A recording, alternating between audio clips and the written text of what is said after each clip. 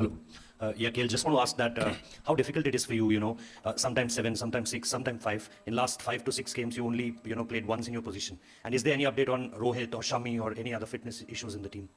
Yeah, look, I mean, it's never easy for anyone on the team to be moving in different places. But yeah, that's how the game goes. Whatever the team thinks is the best possible combination and what they feel is the best entry points for player. You leave it up to the team to decide, and you just try and do your job. And yeah, that's what I'm focusing on. Yeah, fitness-wise, I think there's no.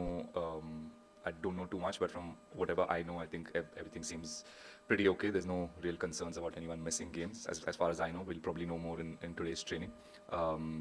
Yeah, everyone's been in the gym. Everyone's been at training the last time as well. So yeah, some concerns, but I don't think it's too much. हाय राहुल भाई, आपने एक match में batting की, दूसरे match में batting की। Surface के बारे में आप क्या कहेंगे, क्योंकि इंडिया अपने सारे मैचेस दुबई में खेला, ऑल्दो डिफरेंट पिचेस हैं। सरफेस के बारे में आप क्या कहेंगे? Is it really difficult? Middle overs में बॉल थोड़ा रुक कर आता है, क्या आपने असेसमेंट किया? वही जो आपने असेसमेंट किया कि स्लो है विकेट, गोइंग इन जो भी नया बैटर जाता है तो he finds it very difficult to rotate the strike and the pace of the wicket is slightly different to जो हम खेल के आए हैं अभी, जो इंग्लैंड सीरीज हमारा हुआ था.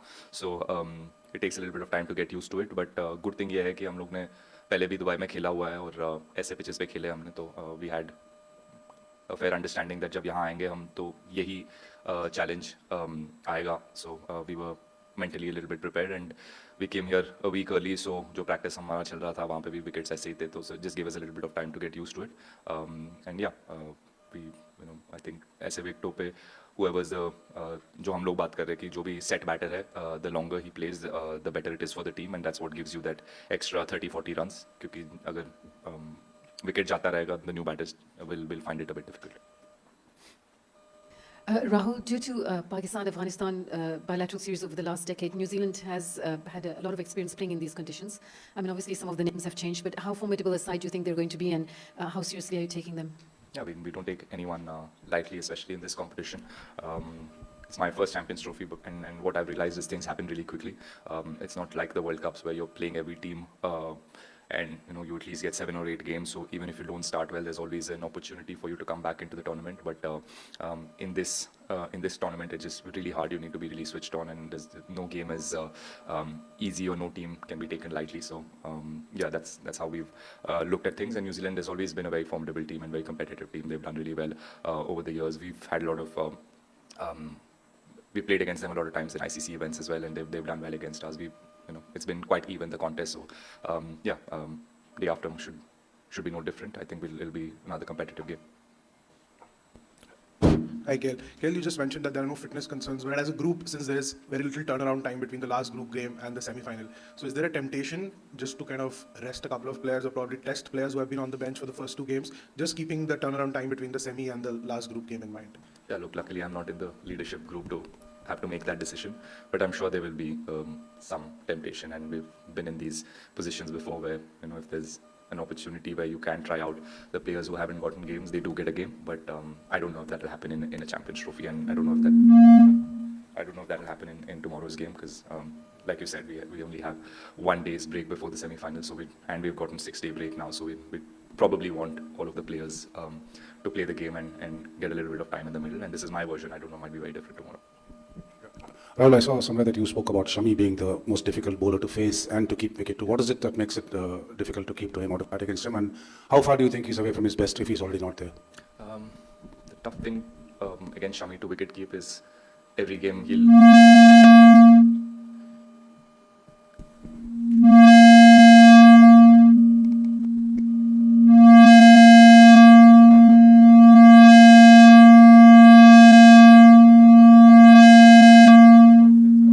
बंद कर दो ना. Andy, switch it off. They can hear me. I can hear them. So, yeah. हाँ ठीक है, सुनाई दे रहा है सर. नहीं आ रहा है, देखो. I can feel it building up. Yeah. Okay. Sir, so I think wicket. There we go. It's coming. I can feel it. Yeah, the tough thing wicket keeping to Shami is, funnily somehow in every game he'll make sure that I'm diving full, and then one or two he gives me one or two opportunities to be brilliant behind the stumps or look stupid sometimes. With wicket keeping, I think how like one of the few bowlers that the ball really wobbles. Him and sometimes Bumrah when he bowls in the second or third spell. I don't know what it has to do with anything, but he gets the ball to wobble behind the stump as well. So that's been very challenging. And yeah, I think as a bowler, I mean, he's very accurate. That's something that not many people talk about. Everyone talks about how he's gifted and how he can get the ball to seam in any condition and how upright his seam is, but not many people talk about how accurate he is and how sharp he is. He's actually he can surprise you with his pace. Just the other day in the nets, he hit me straight in the badge. All of these things make him a very difficult bowler to play against. And I think he's built up really nicely, and I mean it's really hard and being away from the game, and the injury that he had was, I was there in NCA for some time, so I had spoken to him, and I know how difficult it has been. But like he's worked really hard. He stayed disciplined, which is the hardest thing to do when you're injured and away from the game for so long. So really happy to have him back, and I think he's very close to his best. Push लीजिए sir.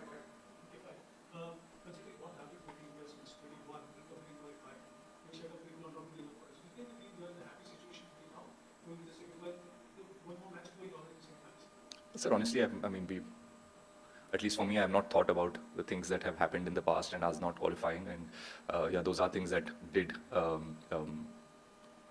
affect us back then, and it wasn't a pleasant time for any of us players to not be in the semi-finals or do well in big competitions. But I think we've learned from that, and we've in the last 2 or 3 ICC events, we've done really well. We've performed really well. So yeah, we're just taking it as it comes. We're not thinking about what happened in the past or the good things or the bad things. Just what's important is to stay in the present, and day after's game is all we're thinking about. And once that gets over, then we'll think about semi-finals and finals. And that's a good thing. I get the sense within the team that everyone's quite relaxed and quite balanced, and everyone's only thinking and talking about the game that is in front of us and not about winning semi-finals or finals or any of that. We're just taking it one game at a time.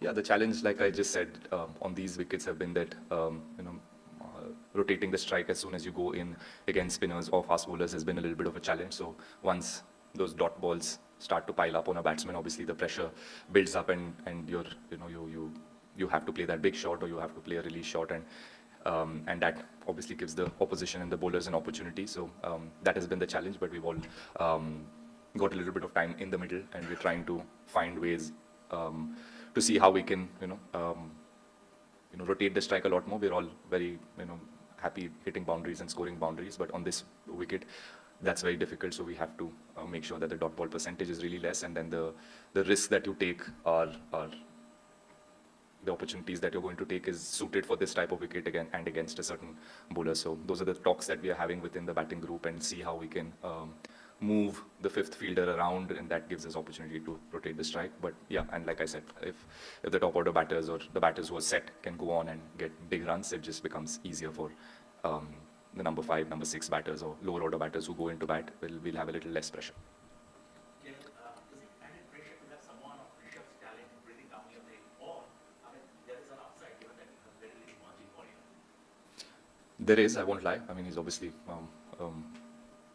very, very talented player, and he's shown all of us what he can do and how aggressive and how quickly he can change the game. So yes, there's always the temptation for the team as well, whoever's the captain, the coach, to there's always that temptation to either play him or play me. There's always that. But for me, if I'm given the opportunity, I try and see what I can do best. I'm not trying to compete with Rishabh, or I'm not trying to play like him. Or when he gets his opportunities, I'm sure he's not going to try to play like anybody else.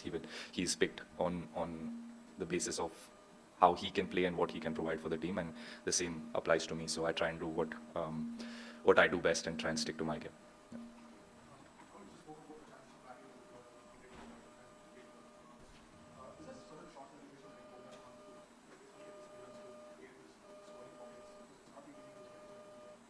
Yeah, like I just said, it's very individual. Again, we are having chats within the group and seeing like whoever's batted a lot. Shubman's batted a lot on that wicket. Virat batted quite a lot in the last game. Shreyas has been there. So just to go and speak to them and see, I'm sure they've gone through that same challenge as someone like me, Hardik or Jaddu. When we walk in, Akshar, when we walk in, it's harder for us. So just speaking to them and seeing what they did or where were the areas they were trying to target, whether they were trying to target square of the wicket or play much straighter. So those are the kind of conversations you have, and then it's very individual. You see what suits you best. Someone might like sweeping and reverse sweeping. Someone might like playing an aggressive shot straight down the ground, or someone might like playing off the back foot. So it's again, the plans always revolve around what the individual is good at and what their skill set is good at. So yeah, that's something that we talk about, and then we try and practice that, and then go in the middle, and then hopefully use that practice to good effect.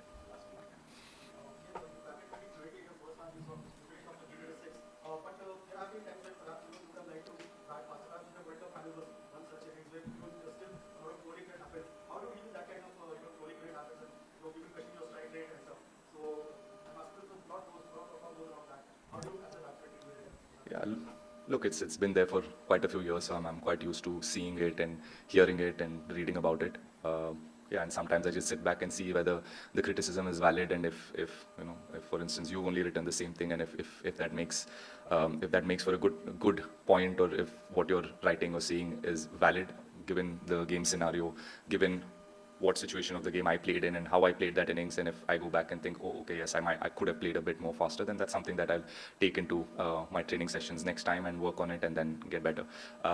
Yeah, so again, that's not something that I try to think about when I go into a game, that I need to up my strike rate, or I need to play for what is being written or what is being spoken about me. I try and see what the best thing is for the team and for me to do in that scenario, and I try and do that. And not always am I going to be right. I will fail sometimes. I will make mistakes. I will make mistakes in reading the game, and that's the beauty of sport. And for me, if my heart is in the right place, and if I'm thinking that this is the best way for me to win the game, then I can go back home and sleep peacefully. But yes, I do read about it, and if it's valid, then I'll take into account. Yeah. In the next which you have twice when right every shot on the ball, that's I mean consistently big sixes. It doesn't necessarily mean that you're getting enough balls to finish in the match. You finish off one match, you get a chance in the second match. For a player of your skill and your experience, is there like I know there's no ideal situation in cricket, but is there an ideal zone where you like to take what's happening in the nets into the match, and have a set amount of overs to face for balls? If you're batting ranking very tough, often high risk position 6. Yeah. I mean, I don't think anyone prepares for an ideal scenario. All of us prepare for a realistic scenario that we might walk in, and what is the scenarios that I might face most times. And batting at number 6 now, most times I might be walking in with 8 overs to go, 10 overs to go, 12 overs to go, not more than that. Ideally, not more than that if we bat it really well. So that's something that I've realized in the last 6-7 months of, I moved from number 5 to number 6 and sometimes at number 7. So I realized when I go in that that's something that I need to have that skill set to go in and be able to hit 6s probably from ball 1, or sometimes be able to play with a really high strike rate. That is the need of the hour. So that's why you see me practicing all of that. As soon as I go in, I challenge myself to see if I can hit a 6 of the first couple of deliveries, or if I can hit boundaries. How many boundaries can I hit in the first 10 balls? Try and practice with an older ball. Try and practice on a slow pitch. That's more realistic to what I might get here. So that's what I try to do. And yeah, that's the only way you give yourself the best chance to succeed in a game and do what the team is expecting of you. Yeah, if there's a different scenario that comes, if I walk in earlier, then yeah, I try and manage and adjust my game accordingly. Yeah.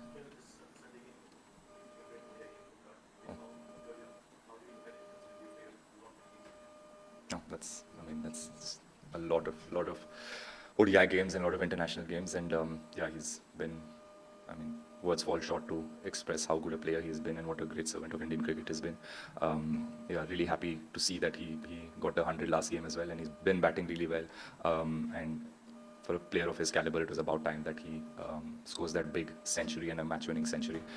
So yeah, it's a great place for us as a team to be in, where Rohit's in real good form, Shubman's in real good form, Virat is in real good form, Shreyas has played and done his part as well. He got a good 60 last game, and even against England, he was striking the ball really well. So overall, the team's looking really good, and Virat obviously is a very important part of the team. Virat and Rohit, they're the senior players, and you're always looking up to them to step up and score when the big games come, and that's what they've been able to do for so many years. So yeah, hopefully there's many more hundreds left for him and many more games of international.